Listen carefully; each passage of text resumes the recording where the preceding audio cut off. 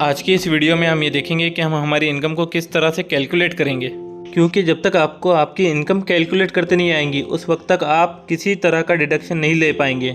Deduction लेने के लिए हमें सबसे पहले हमारा ग्रॉस टोटल इनकम समझना होगा।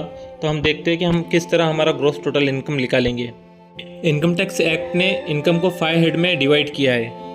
पहला है इनकम फ्रॉम सैलरी, दूसरा है हाउस प्रॉपर्टी, तीसरा है बिजनेस और प्रोफेशंस, चौथा है कैपिटल गेन और पांचवा है अदर सोर्स ऑफ इनकम। यहाँ पर हम शॉर्ट में समझते हैं इन सब हेड को। जैसा इनकम फ्रॉम सैलरी है, जहाँ पर एम्प्लॉयर और एम्प्लॉयज़ का रिलेशनशिप बन गया और कुछ पेमेंट का लेन देन हो रहा है, कोई सैलरी दे रहा है मंथली, तो ये इनकम फ्रॉम सैलरी के हेड में आएगा।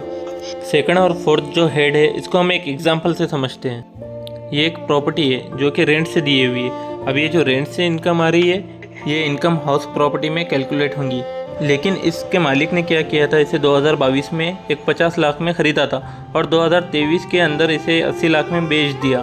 तो ये जो 30 लाख रुपए का प्रॉफिट हुआ, ये profit income from capital gain के हेड में आएगा।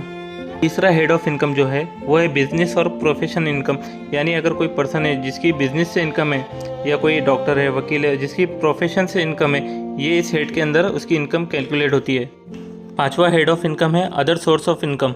पर के ये जो 4 हेड है, अगर इसमें से कोई भी हेड में आपकी इनकम फिट नहीं हो रही है, मीन्स वो अदर सोर्स ऑफ इनकम है। फॉर एग्जांपल आपने क्या किया, एक एफडी किया हुआ है बैंक के अंदर, अब उससे जो इंटरेस्ट आ रहा है ये ना सैलरी इनकम है और ना ही बिजनेस इनकम है, ना ही रेंटल इनकम है, तो इसका जो हेड रहेगा ये अदर सोर्स ऑफ इनकम के अंदर आता है। इसको जो हम कैलकुलेट करेंगे इनकम टैक्स के अंदर, तो ये अदर सोर्स ऑफ इनकम में रहेगा।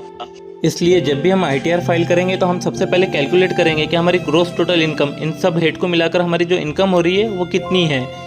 फिर जब हमारी ग्रॉस टोटल इनकम निकल जाएंगी तो हम क्या करेंगे, चैप्टर 6 के 80C से 80U के जितने डिडक्शन है या अदर डिडक्शन है वो सारे डिडक्शन हम इसके अंदर अप्लाई करेंगे और उसके बाद जो इनकम हमारी होंगी नेट इनकम, उस पर हमें टैक्स पेएबल होगा। इसके बाद जो आने वाली वीडियोज़ है उसके अंदर हम यही देखेंगे कि जो हमारे डिडक्शन के सेक्शन है उसके अंदर कौन से सेक्शन में हमें कितना डिडक्शन मिलेगा। ये सारी चीज़ों को हम अगली वीडियो में देखेंगे।